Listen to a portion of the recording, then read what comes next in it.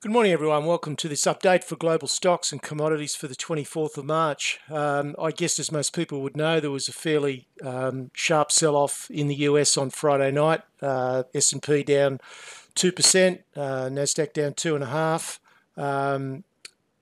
So it's really important, I think, that we take this move in perspective because, as usual, some parts of the media is writing it up as something to actually be concerned about, and the bears have all come out of their caves and are predicting that we're heading back down again because of a recession in Europe. Now that's not new news at all.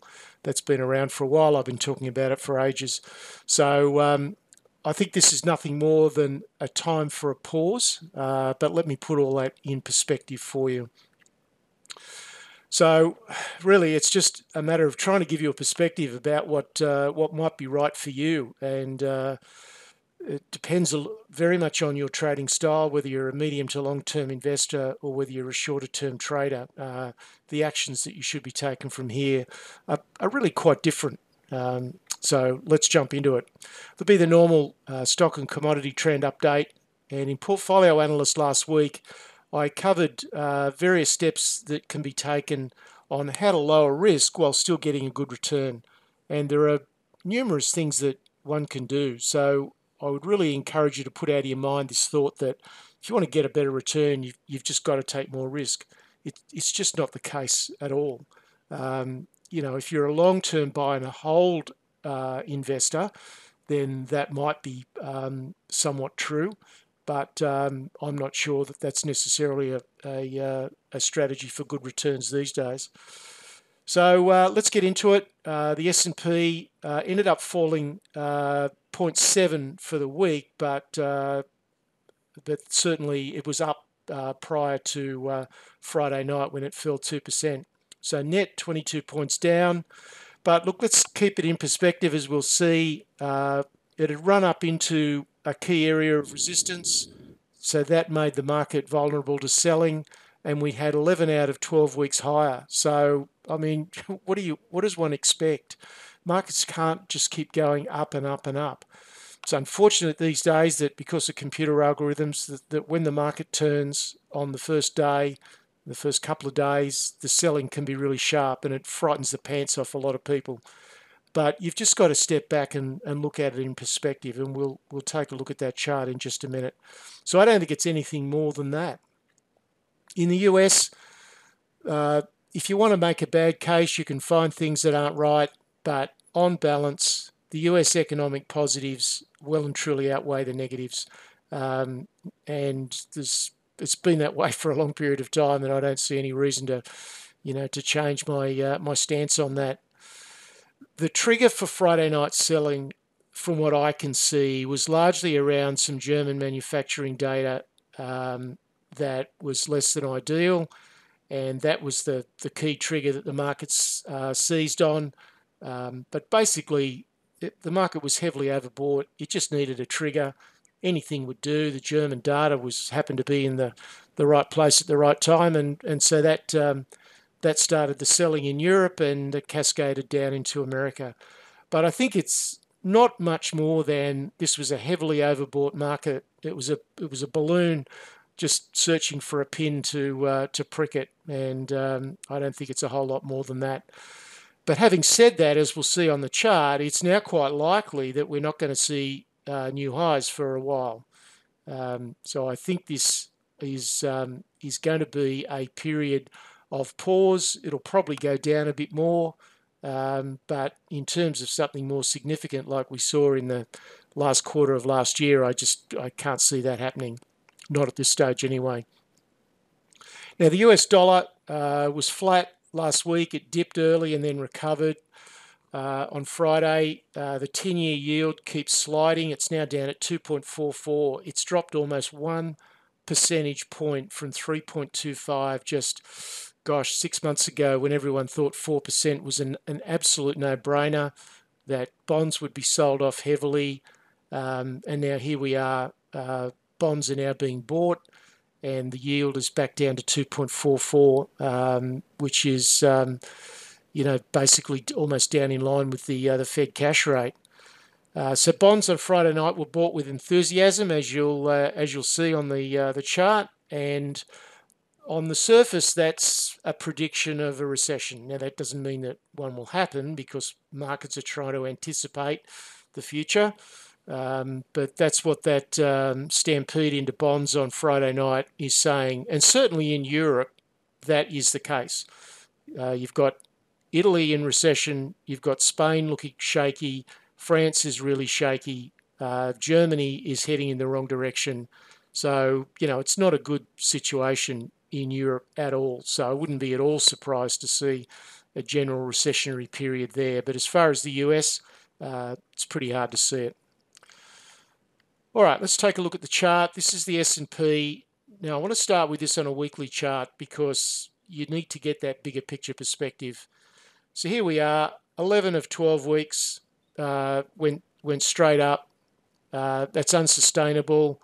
And when we were even higher, we'd broken through this first resistance level. The second resistance level came in at the January 2018 highs, which was a real blow off top. The market didn't quite make it there, so it's had a little look over this resistance level, and now it's turned around and reversed back into the range. Likely that we'll get some follow through to the downside. So it's possible, I'm not saying this will happen, but it's possible that we could get down into this sort of 2660 area, which is, we closed at 2800. So that's about 140 points from where we are at the moment. That is possible. And even if that happened, we've still in quite a robust uptrend. So no matter what you read in coming days and weeks, just keep that in perspective. And even the big sell-off that we had at Christmas time, which everyone thought was signalling the skyfall again, it still didn't break some of the key uptrends. So, we've just got to take a step back and keep this in perspective. Let's zero in a little bit and have a look at the daily. So there was a bit of a gap down, and it was a pretty lengthy candle, closed right on its lows, and so we've got to expect there's going to be some more follow-through selling. I think that's reasonable. But whether it comes down to this low here around 27.27, or whether it makes it down to this level, it's hard to say at this stage. So, but I would sort of be looking at this. Oops, sorry, wrong one. Let's put a rectangle on there. So let's have a target zone somewhere around there. I don't think is unreasonable. So that'll be an area where I would be sort of looking for some buying. But look, to be honest, it wouldn't surprise me if the market didn't even make it down to here, because I just don't see that the trigger for this selling on Friday night really makes that much sense in the US market context. I think that was much more a European story. So I wouldn't be surprised if we didn't even make it down to this level here. So that's my overview on the US market at the moment. But equally, I think it's highly unlikely that we're going to go above this little peak here for a little while, which is, say, 28.50 odd. I don't think we're going to see highs above that. So I expect that we're going to be in some sort of range, in a sideways range, where the market adjusts to the new environment we've got, which is slower global growth. And we're not going to have any data for a while now. The US reporting season has just finished. Well, we're not going to get any data for another 6 weeks.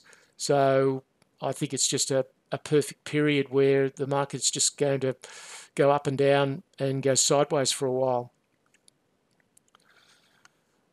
Okay, that's the S&P. Let's just quickly look at the Nasdaq. So this is the triple Qs, which is the Nasdaq, and it was equally was up sharply on Thursday and down sharply on Friday, but net was still actually a little bit higher for the week. And if we look at the small caps, where there's still really good breadth in the market, yes, there was some selling, And yes, it's a little bit weaker than the S&P, but there's still really good breadth. And I saw some numbers this morning that showed that if you took the basket of FANG stocks, so Facebook, Apple, Alphabet, Google, Netflix, etc., that those stocks, and most people think if the S&P is going up that it's those stocks that are doing it, they've actually underperformed the S&P this year. So that sort of knocks that myth on the head that this is a market that's just being held up by the large cap stocks. It's not. There's good breadth in the market, and we wouldn't be seeing that if the US market was heading for something more significant. All right, let's look at the US dollar. So we had a dip early, particularly on Wednesday, but then a strong recovery on Thursday and Friday. And the Australian dollar showed a little bit of strength midweek, but certainly sold off into Friday. Now, just looking at the bonds, so this is TLT, which is a bond ETF that that gives us a good cross section of Treasury bonds, and you can see quite a nice move on in the second half of the week, Wednesday, Thursday, Friday. So we've been in a big picture range for some time. We did break this resistance level here, a support level, I should say. So there was some significant selling of bonds. So this is not bond yield. This is the bond prices themselves. So if yields are going down, then it means that bond prices are going up because they're just the inverse of each other. So we did get a breakdown in October, but then it's quickly moved back into back up into the range, and we're now heading back towards the highs of that range. So certainly there is a move to safety, and that has certainly been a good driver for gold. All right, turning to Aussie stocks now. Our dollar ended up steady on the week and really just following the US dollar. In Australia, the unemployment data came out. It was okay, but that's the next story to fall there. I think it's the way that all the data in Australia is going. It's almost unavoidable that we're going to get a move up in unemployment. So the data is still saying that everything's okay, and the politicians will seize on that. But everything else is pointing towards, a pretty gloomy outlook for employment, I would have thought, in Australia. Our index fell 9 points on the week, but there'll be more than that on Monday. And this is just what I wrote last week because it's still appropriate. We've got a pretty rapid economic slowing. If you want to get a decent return, then you're not going to find very many stocks in the top 200 that are going to deliver it. Very, very few indeed. So it's really a matter of making sure that if you're not in a position to do the research yourself, you either don't have the skills or the interest or the time to do it, then you really need to tap into the research and tactics from someone else. This is not the sort of market where you want to be wandering around with blinkers on. You could do some damage. All right, let's look quickly at the Australian market, at the overall index. So this is the index on a daily basis. So you can see a bit of a move up on Friday, but that will reverse on Monday, I would expect. This is the miners, which have done quite well. Certainly BHP and Rio being helped by the fact that they're distributing a lot of those franking credits. The banks have had a good run for a little while since the Christmas lows, but certainly did come off last week. So that's the Australian market. And while we're here, let's look at gold. So first of all, on a weekly chart, so haven't had a big move in gold yet, but we're certainly in a medium-term uptrend because we've been trending up since the middle of September. So that's that's nearly 6 months now. So that constitutes a medium-term trend. Higher highs, higher lows throughout. We just need to first of all get above, say, 1350, and then we need to get above 1380. And I think you'll see a real surge in gold. And there's the daily chart. So we had an uptrending channel. We had sufficient strength in the gold price to be able to break out of that channel. So the trend actually accelerated, got out of the channel. We've had a very, very mild pullback into the channel, didn't even make it to the halfway mark, and now we're off again. So there's certainly good strength being shown in the gold price. And turning to GDX on a weekly chart, again, we still haven't broken out yet, but it is looking better. So gold up by $12 despite the drag of a higher US dollar, so that's impressive. The things that are good for gold are a dollop of fear is always helpful for gold, and also negative real interest rates, and that's what we've got again now, where inflation is greater than the cash rate set by the central bank, and under those circumstances, people don't mind parking their money in gold and not getting a yield return on it. The other thing that's also out there is that there's been some very concerted central bank buying. Now that really started, they became net buyers of gold in about 2011. So this is not a news story, but it's one that's now been sustained. So after several decades of being net sellers of gold, central banks as a combined unit have been net buyers of gold for 7 years now, 8 years now. And that trend is not only continuing, it's actually accelerating. Now, Russia has been one of the biggest, but also China. In India has started buying gold for the first time in a decade. We've seen Japan buying as well. So, some pretty across the board buying of gold by central banks. So that's certainly helping. Precious metal stocks, as I said, the GDX still to break out, but it's certainly looking stronger and stronger by the week. And it is outperforming the S&P over the last few months. And that fact alone causes some funds to buy into that sector because, there's this pressure on the funds on a quarter-by-quarter basis. They've got to keep outperforming the market. And so the fact that gold stocks have been outperforming the S&P tends to act as a bit of a self-sustaining spiral. So I think the outlook for gold is not too bad at all. Turning now to commodities, other commodities, copper was steady, crude oil got up almost to $60, backed off a bit on Friday as the US dollar went up, but it's showing surprising resilience considering the economic outlook for a lot of the world. And there was a bit of mild selling in the sector on Friday night, but it wasn't anything too dramatic at all. There's the spot copper chart. Just backed off a little bit in the last few weeks. Copper inventories moved up a little bit off their lows, but not too much. And there's the crude oil chart. So we actually got up above $60 at one stage. That must take into account intraday data, and just finished above 59.